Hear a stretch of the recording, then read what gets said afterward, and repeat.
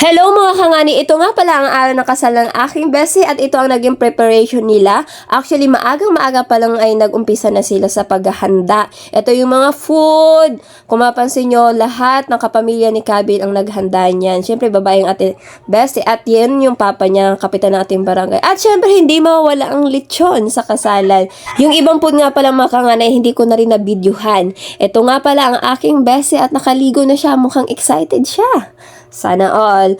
Ayun nga mga kangani, siya ang aking bestie, siya ang bride for today at ito ang kanyang mapapangasawa. Naligo na siya kasi nakita niyo naligo na rin si Rosing. Nagutom nga kami mga kangani kasi wala pa rin naman yung mag-makeup sa aking bestie kaya kumain na muna kami kay baka mamaya mahimatay kami dun sa pupuntahan namin no, sa bayan. Ayun nga, nagsandok nga pala ang aking bestie dito ng kanin. Alam niyo mga kangani, masarap pala sa pakiramdam na ma-witness mo ang kasal ng iyong best friend. Happy ako sa kanya mga kangani kasi kita ko din naman sa kanya na happy na siya na bubuo ng sarili niyang pamilya. Dinala na nga namin ang kanin dito sa aming kakainan at ito nga palang aming batchmate, ang aming kaklase, si Ma'am Jessica Hardinan mula pa Pardy Burgos. At yun, nakarating siya dito dahil bukod sa ikakasal na si Rosing, may iba pa yan siyang dahilan. Bakit? Kaya ano kayang dahilan iyan? Nagkwentuhan nga lang kami niyan at ito nga pala si Ma'am Ren's Vlog, ang isa naming bestie. Akoy, ang sabi niya, sobrang excited daw siya. Mas excited ba daw siya sa bride kasi anong oras na daw talaga siya nakatulog. Grabe yun, bestie ha. I can't imagine talaga. Ayun mga kangani, inayusan na nga pala ang ating bride kaya ako umuwi na din ako niyan para mag-ayos din kasi sasama talaga ako sa bayan para ma-witness talaga ang kanilang ceremony.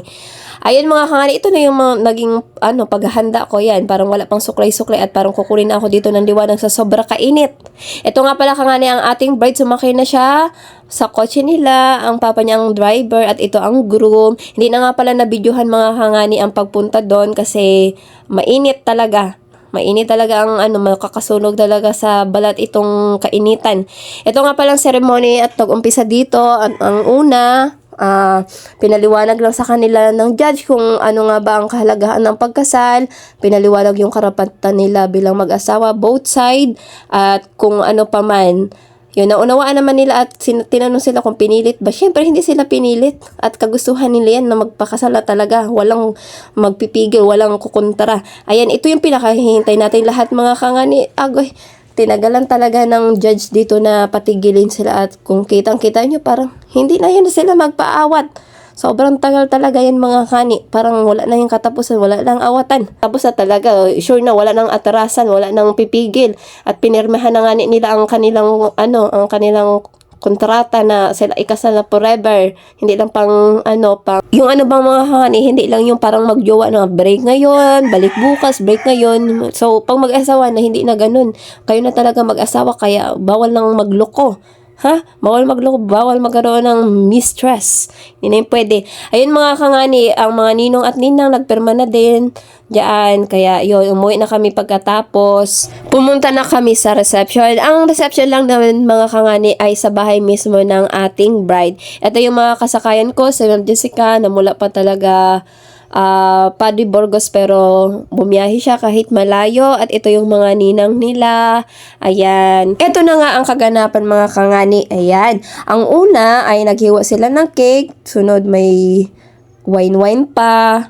Ganon. Ako nga palang MC dyan mga kangani, no? Kaya nahiya man ako na tanggihan. Kaya tinawag naman ako ni Ate Dory dyan na ako na mag-MC kahit ayoko naman talaga. Swear. Kasi gusto kong manood lang, ganyan. Pero dahil tinawag tayo, hindi na natin tanggihan, oy.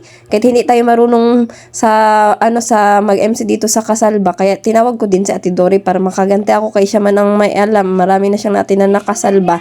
Ayun mga kangani, itong part na to ay sumayaw yung, bagong kasal at sasabitan sila ng pera pero dahil wala nga kaming aspili, binigyan na lang namin sila ng plastic na hahawakan. Ganito nga mga kangani, yung side ng lalaki maghuhulog sa plastic ng babae tapos yung side naman ng babae or kamag-anak man ay maghuhulog sa plastic ng lalaki. So ito naman si Ma'am Jessica dahil paharang-harang ang lechon, hindi na nakatiis, kumurot na talaga siya mga kangani dyan sa lechon ay. Ayun mga kangani, sa part na to magbibigay ng mensahe ang kapamilya ng bagong kasal. Sa part na to, ang na-highlight lang at ang nabidyohan lang naman talaga ay ang message ng papa ni bride at saka ang tita ni groom. So, ito yung message nila.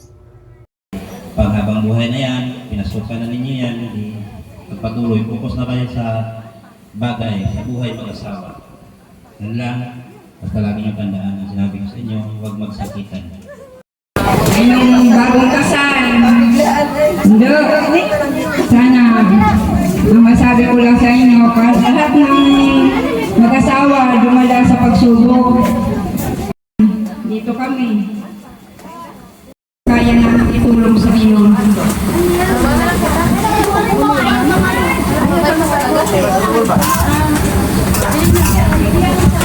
Naghilap na kaya maraming salamat po sa Siyempre ako din mga kangani, nagbigay din ako ng mensahe bilang isa sa saksi na pag-iibigan nila mula nung magjowa pa sila. Pati rin ito si Ma'am Renz Vlog ay nagbigay na rin ng message bilang bestie din ni Rosing. Ayun nga mga kangani, marami namang nag-message yan pero yung iba hindi na nabidyohan. At ito naman yung hagis-hagis ng bulaklak. Kung sino daw ang makasalo, siya daw yung susunod na ikakasal. So kung makikita nyo, ayun, walang nakasalo kaya inulit na lang. Anay mag-ilis ba ang kanang konbaw? 1, 2, 3.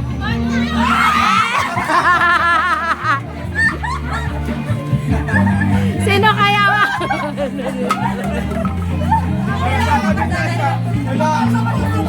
mo na ikaw pala yung sunod na ikakasal. Nakakatuwa po, oh my God. Grabe po, hindi ko po in-expect.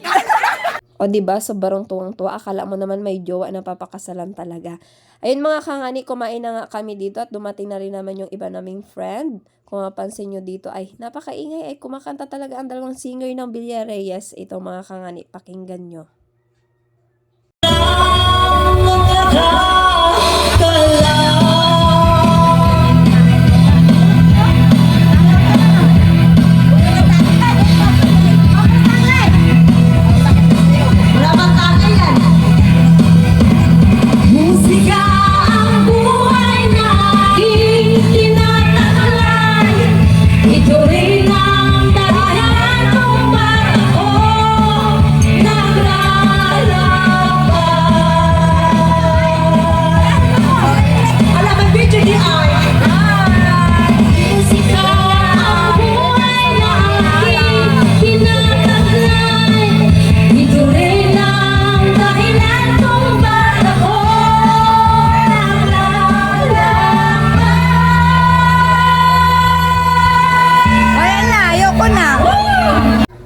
O diba, may nanalo na mga kangani kaya lahat ng sinalang na kanta pakikansel na at may nanalo na talaga, uwian na. Ayun mga kangani, natapos na yung unang part ng wedding program pero sa gabi meron pa talaga yan. Kaya binilang na muna namin tong pera kung magkano yung kinita nila dun sa pagsayaw. At hindi ko na babangkitin kung magkano yung kinita nila dahil privacy na nila yon, hindi nyo na rin naman kailangan malaman. So umuwi muna kami niyang magkakaibigan, no, at babalik kami sa gabi para masaksihan ulit ang ikalawang bahagi. At ako ay sumama din kasi para makakain ako. 'Di ba?